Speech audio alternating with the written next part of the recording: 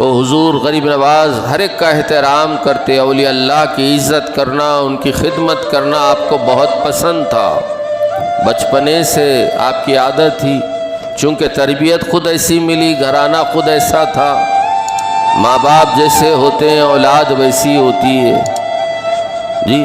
تو آپ اس ولی کی خدمت کیے، ان کو ایک درخت کے نیچے بٹھایا، انگور کا سیزن تھا، آپ اپنے باغ میں انگور کے خوشے لٹک رہے تھے، ایک انگور کا خوشہ لایا اور پانی، ٹھنڈا پانی اپنے چشمے کا ان کی خدمت میں، ابراہیم قندوزی رحمۃ اللہ علیہ کی خدمت میں پیش کیا، اور بڑے ادب سے ابراہیم قندوزی رحمۃ اللہ علیہ کے سامنے غریب نواز دو زانوں طے کر کے بیٹھ گئے ادب سے۔ وہ ادا اللہ کے ولی کو پسند آئی، مجذوب کو۔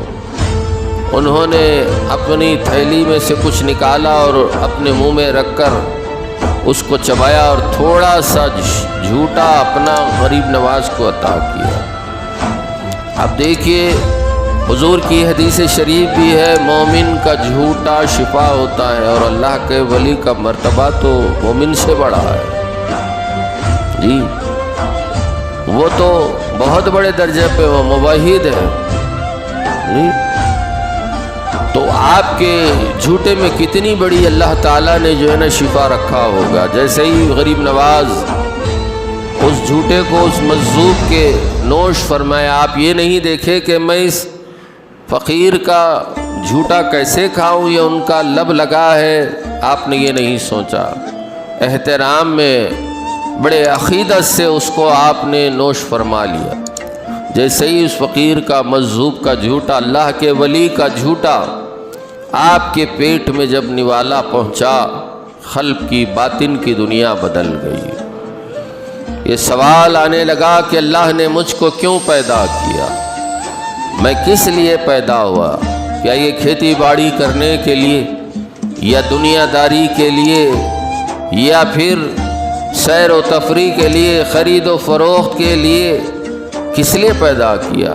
اللہ کو پہچاننے کے لیے، اللہ کے دین کو زندہ کرنے کے لیے، اللہ کے بندوں کو سدھارنے کے لیے اللہ تعالیٰ نے مجھ کو پیدا کیا۔ آپ اسی وقت وہ باغ وغیرہ سب کچھ فروخت کر دیا، فقراء میں اس کو تقسیم کر دیا۔ اب رہبر و رہنما کی تلاش میں نکل گئے، پیر و مرشد کی تلاش میں نکل گئے، اپنے وقت کے بڑے بڑے علماء کرام سے علوم ظاہری شریعت کا علم حاصل کیا، تفسیر، حدیث، فقہ، تمام علوم کو آپ نے حاصل کیا۔ حضرت مولانا حسام الدین بخاری رحمۃ اللہ علیہ، بخارا کے بہت بڑے عالم دین، حضرت مولانا شرف الدین علیہ رحمت و رضوان، یہ غریب نواز کے اساتذہ میں سے ہیں۔ ان بزرگوں سے، علماء سے آپ نے دستار فضیلت کو حاصل کیا۔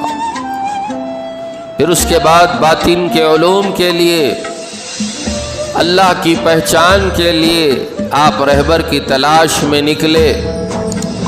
ہارون ایک چھوٹا سا قصبہ اور مقام تھا، آپ وہاں تشریف لے گئے اور حضرت خواجہ عثمان ہارونی رحمت اللہ علیہ کے دست حق پرست پر بیعت ہوئے، آپ کے شیخ کی خدمت میں حاضر ہوئے اور بیعت کیے۔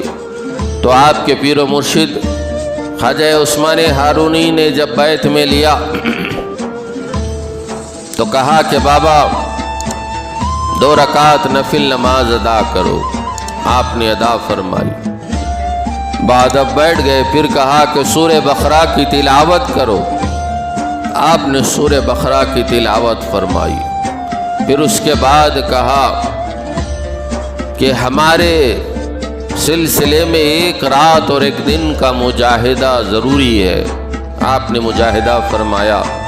آپ کے پیر و مرشد آپ کے سر پر 4 کلا ٹوپی رکھی، ان کو اپنا مرید بنایا اور اپنی تربیت میں ان کو رکھا، اور غریب نواز اپنے پیر و مرشد کی خدمت میں 1 2 4 5 سال نہیں رہے، پورے 20 سال انہوں نے اپنے شیخ کی خدمت میں وقت لگایا، اور شیخ کی خدمت کا ہر آن آپ کو خیال رہتا، شیخ کا مصلی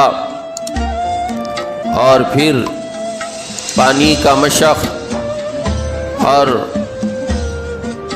لوٹا سیلابچی وغیرہ، یہ آپ کے پاس سر پر رکھ کر آپ پیر کے ساتھ جو ہے نا سفر پر نکلتے، سفر میں، تبلیغ میں، مسجد میں، خانقاہ میں، ہر جگہ اپنے شیخ کے ساتھ رہتے۔ حضور غریب نواز علیہ رحمت و رضوان اپنے شیخ کی جب خدمت میں رہ کر تمام علوم متداولہ کو حاصل فرمایا تو آپ کے پیر و مرشد نے کہا کہ معین الدین آسمان کی طرف دیکھو۔ آپ نے نظر اٹھائی اور آسمان کی طرف دیکھا تو آپ کے پیر و مرشد عثمان ہارونی رحمت اللہ علیہ نے پوچھا کہ معین الدین کیا دکھ رہا ہے؟ کہا کہ سرکار عرش اولا نظر آ رہا ہے۔ کہا کہ آنکھ بند کرو اور زمین کی طرف دیکھو۔ جب آپ نے دیکھا تو پوچھا آپ کے پیر و مرشد نے معین الدین کیا نظر آ رہا ہے؟ کہا کہ تحت الثری نظر آ رہا ہے۔ پھر آپ نے اپنے مرید سے کہا غریب نواز سے کہ معین الدین میری دونوں انگلیوں کے درمیان میں دیکھو۔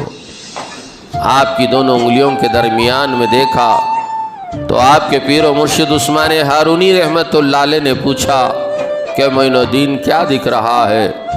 کہا کہ 18,000 عالمین کو میں دیکھ رہا ہوں۔ دیکھ رہے ہیں فیضان پیر کیا ہے؟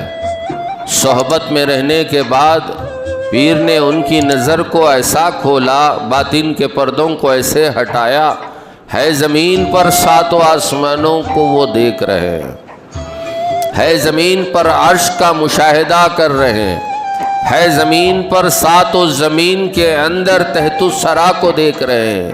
یہی اہل نظر کا کمال ہے۔